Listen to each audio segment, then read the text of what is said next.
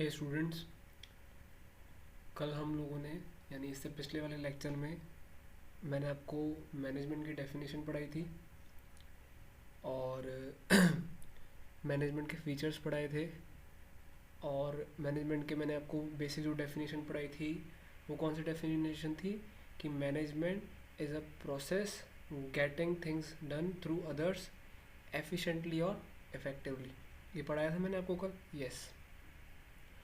Features पढ़ाए थे, total 7 features थे, लेकिन मैंने आपको सिर्फ 5 क्लियर किए थे। 2 मैं फीचर्स आज बता दूंगा, बहुत छोटे छोटे से फीचर्स हैं। ठीक है ना बेटा? 2 फीचर्स हैं सिंपल से।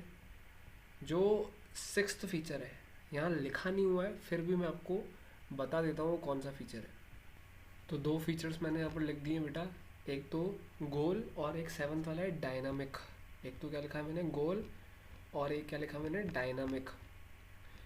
तो 6 पॉइंट है, मैनेजमेंट इज गोल ओरिएंटेड। मैंने कल भी आपको बताया था कि मैनेजमेंट क्यों किया जाता है, किसी गोल को अचीव करने के लिए। क्योंकि अगर कोई गोल ही नहीं होगा तो मैनेजमेंट करने का तो कोई मतलब ही नहीं। गोल कुछ भी हो सकता है। आपका भी जैसे गोल है कि हमें 12th के बिजनेस वाले सब्जेक्ट में 90 मार्क्स लेकर आने, तो इसलिए आपने अपने पूरे स्केड्यूल को क्या किया, मैनेज किया। इतने घंटा इकोनॉमिक्स पढ़ना है, इतना घंटा हम लोग को बिजनेस पढ़ना है, और इतना टाइम हम लोग को अकाउंट्स को देना है। तो ये गोल है ना, ठीक है? तो it is goal orientated. 6 point goal orientated. फिर 7th मैंने लिखा है यहाँ पर डायनामिक। मैंने 5 पॉइंट इसलिए लिखवाए थे क्योंकि 5 पॉइंट सफिशेंट होते हैं, फिर भी मैं आपको 2 पॉइंट बता रहा हूँ, पूरे 7 पॉइंट्स कंप्लीट करवा रहा हूँ। डायनामिक का मतलब समझो आप। डायनामिक का मतलब होता है जो चेंज होता जाता है। जो क्या होता जाता है, चेंज। फॉर एग्जांपल के तौर पर अब आने वाला टाइम जो भी होगा वो सारा ऑनलाइन बिजनेस होता जाएगा। जैसे आज करंट की बात करते हैं, आज जो भी काम हो रहा है सब ऑनलाइन हो रहा है ना? क्योंकि टेक्नोलॉजी पहले से बहुत ज़्यादा क्या होती जा रही है, बढ़ती जा रही है। आपने सुना होगा वर्क फ्रॉम होम, यानी घर बैठे आप लोग अपना क्या करो, काम करो। करना ज़रूरी है ना? फिजिकली आप उधर कंपनी में ना जाकर अपने घर पे बैठकर क्या कर सकते हो, काम कर सकते हो। तो आप अपनी जो लाइफ है वो कैसे मैनेज कर रहे हो, ऑनलाइन के तरीके से। अपना वर्क कैसे कर रहे हो, ऑनलाइन तरीके से। तो इसलिए 7 पॉइंट क्या है, डायनामिक। डायनामिक का मतलब क्या होता है, जैसे जैसे एक्सटर्नल एनवायरनमेंट में, यानी जैसे जैसे एटमॉस्फेयर चेंज होता जाएगा तो मैनेजमेंट भी क्या होता जाएगा, चेंज होता जाएगा। हमें वैसा होना पड़ेगा, वैसा एडजस्टमेंट करने पड़ेंगे। Is that clear? पहले ऑनलाइन पेमेंट होती थी क्या? नहीं होती थी ना, अब हो रही है। तो हर दुकानदार, हर कंपनी वाला आजकल ऑनलाइन पेमेंट रिसीव कर रहा है, पे कर रहा है। This is what dynamic. Change होना पड़ता है बाहर के इन्वायरमेंट को देख देख कर। Is that clear? ये हो गया तुम्हारा फीचर। अब आता है हमारा बेटा नेक्स्ट टॉपिक, ऑब्जेक्टिव्स। ऑब्जेक्टिव्स 3 तरह के ऑब्जेक्टिव होते हैं हर कंपनी के। ये हमारा 11th में भी था, फर्स्ट चैप्टर में, पर हम लोगों ने इतना ध्यान से नहीं पढ़ा। इस पर पढ़ लेते ध्यान।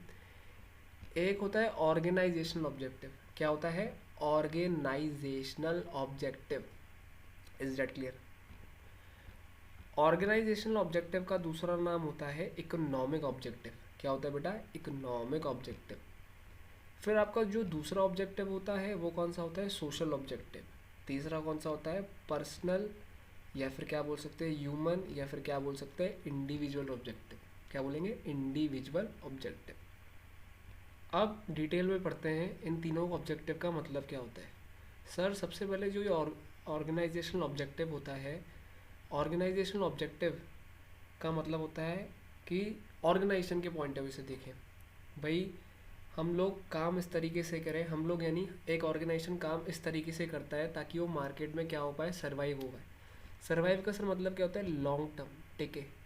एक बात बताओ, अच्छा प्रोडक्ट मार्केट में निकालूंगा तभी हर कोई कस्टमर उसको परचेज़ करेगा। तो मुझे इस तरीके से अपना मार्केट क्रिएट करना है ताकि मैं सर्वाइव कर पाऊँ। सबसे पहले मुझे सर्वाइव करना बहुत ज़रूरी है। सर्वाइव के बाद जैसे मैं सर्वाइव कर गया तो धीरे धीरे मुझे क्या होना लग जाएगा, profit. First survival, then profit. Profit मुझे, मैंने कल आपको वर्ड बताया था अगर आपको याद हो, एफिशिएंसी। बेनिफिट ज़्यादा, लेकिन जो कॉस्ट हो रही है वो क्या होनी चाहिए, कम। Maximum benefit, maximum profit with minimum cost. फिर होती है ग्रोथ। अब सर ये ग्रोथ का मतलब क्या होता है? ग्रोथ तो ऐसे वर्ड तो आपको पता है, लेकिन ग्रोथ कैसे? आपकी नंबर ऑफ ब्रांचेस क्या होती जाए? बढ़ती जाए। आपके नंबर ऑफ एम्प्लॉयज़ क्या होती जाए? बढ़ते जाए। आपकी नंबर ऑफ प्रोडक्ट लाइंस क्या होती जाए? बढ़ते जाए। आपका इन्वेस्टमेंट और बढ़ते जाए। आपका सेल्स क्या होता जाए? बढ़ता जाए। जैसे स्टेट बैंक ऑफ इंडिया, कितना काम फैला दिया है उसने, उसकी क्या होती जा रही? ग्रोथ होती जा रही। ये उसका कौन सा ऑब्जेक्टिव फुलफिल होता जा रहा है? Organisation objective. Is that clear? फिर सेकंड जो ऑब्जेक्टिव आता है बेटा, वो आता है आपका सोशल ऑब्जेक्टिव। क्या आता है? Social objective.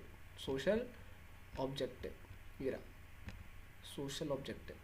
सर क्या होता है सोशल? समाज के लिए, जैसे स्कूल्स खोलना, हॉस्पिटल्स खोलना, पार्क्स, ये सब। ठीक है। सस्ते प्रोडक्ट्स प्रोवाइड करवाना, अच्छी क्वालिटी के प्रोडक्ट्स और सस्ते रेट पर, ऐसे नहीं लूटा जा रहा है। पोल्यूशन फ्री टेक्निक्स, इस तरह की चीज़ बनाना जिससे पोल्यूशन बढ़े नहीं, उल्टा क्या हो? कम हो। सोशल ऑब्जेक्टिव समाज के लिए। ज़्यादा से ज़्यादा एम्प्लॉयमेंट अपॉर्चुनिटीज़ क्या करना? क्रिएट करना। लोगों का स्टैंडर्ड ऑफ लिविंग क्या करना? बढ़ाना। जैसे जियो था, जियो ने स्टार्टिंग में आप लोग को फ्री में दिया ताकि आपको एक तरीके से बेनिफिट दिया। बाद में वो चार्ज कर रहा है, कोई बात नहीं, लेकिन स्टार्टिंग में तो फ्री में दिया ना। स्टैंडर्ड ऑफ लिविंग कितना बढ़ाया उसने भैया? 4G फ़ोन्स लेकर आया वो मार्केट में। Is that clear? जो तीसरा ऑब्जेक्टिव है वो कौन सा है? Personal objective. कौन सा ऑब्जेक्टिव? Personal objective. देखो, ऑर्गेनाइजेशन ने अपने लिए कर लिया, ऑर्गेनाइजेशनल ने समाज के लिए भी कर लिया। अब ऑर्गेनाइजेशनल किसके लिए करेगा? वो एम्प्लॉयज़ जो उसकी कंपनी में क्या कर रहे हैं? काम कर रहे हैं, उनकी सैलरीज को बढ़ाना, उनकी पर्सनल ग्रोथ एंड डेवलपमेंट, उनकी ट्रेनिंग, उनकी प्रमोशन। ठीक है। Self respect, recognition. रिकग्निशन माना क्या होता है बेटा? रिकग्निशन माना ये रहता है रिकग्नाइज करना उनकी बात को। कोई एम्प्लॉय बहुत मेहनत कर रहा है और उसकी मेहनत को अप्रूव करना, हाँ भी आइडेंटिफाई करना कि ये मेहनत कर रहा है, इसको और आगे क्या किया जाए? प्रमोट करना है। ठीक है। Good and healthy working condition. Personal और सोशल में बहुत डिफरेंस है। सोशल तो में सारा समाज आ गया, पर्सनल में वो एम्प्लॉय जो तुम्हारी कंपनी के अंदर क्या कर रहे हैं? काम कर रहे हैं। Is that clear? समझ मेरी बात? गुड।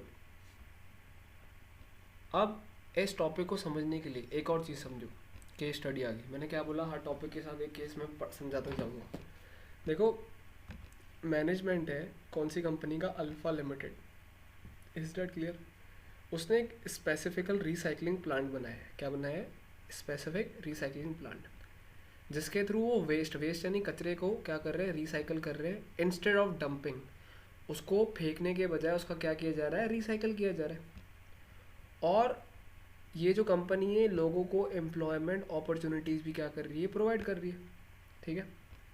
और इसी कंपनी ने स्कूल भी क्या किया? स्टार्ट किया है।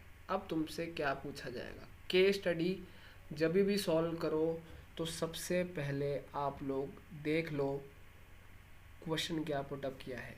केस के नीचे जो क्वेश्चन दे रखा है, क्या पूछा है आपसे? Identify sir to objectives in above paragraph. Sir एक ऑब्जेक्टिव तो ये आएगा कि वो पोल्यूशन फ्री टेक्निक कर रहा है, उसको लिखा हुआ नहीं थर्ड लाइन में, dumping a waste in ground. Dump नहीं कर रहा बल्कि क्या कर रहा है? उस वेस्ट को रिसाइकिल कर रहा है। इसका मतलब ये कौन सा ऑब्जेक्टिव है? सोशल, समाज के लिए हो गया ना भाई, पोल्यूशन फ्री टेक्निक हो गई। ठीक है। और सर क्या प्रोवाइड कर रहा है? एम्प्लॉयमेंट अपॉर्चुनिटीज़ प्रोवाइड कर रहा है। ये भी कौन सा ऑब्जेक्टिव हो गया sir? Social. Is that clear? और बच्चों के लिए स्कूल स्टार्ट कर रहे हैं, बच्चों के लिए स्कूल स्टार्ट कर रहे हैं। लेकिन कौन से बच्चे? उन एम्प्लॉयज़ के बच्चे जो उनके कंपनी में क्या करते हैं? काम करते हैं। तो ये कौन सा ऑब्जेक्टिव माना जाएगा बेटा? पर्सनल ऑब्जेक्टिव माना जाएगा। क्या माना जाएगा? Personal objective. आपको कोई कंफ्यूज नहीं होना। एक तो सर वो उसने क्या किया? ऐसा रिसाइकलिंग प्लांट लेकर आया जिसके थ्रू वेस्ट क्या हो, उसको बाहर डंप नहीं किया जाए, उसका हम लोग वेस्ट का क्या करें? रिसाइकिल करें। तो और ये सोशल है, एम्प्लॉयमेंट अपॉर्चुनिटीज़ भी सोशल है, और एम्प्लॉयज़ के बच्चों के लिए स्कूल स्टार्ट किया। आई बात समझ में? तो ये भी मैं किसका पार्ट माना जाएगा, आपके पर्सनल का माना जाएगा। Is that clear?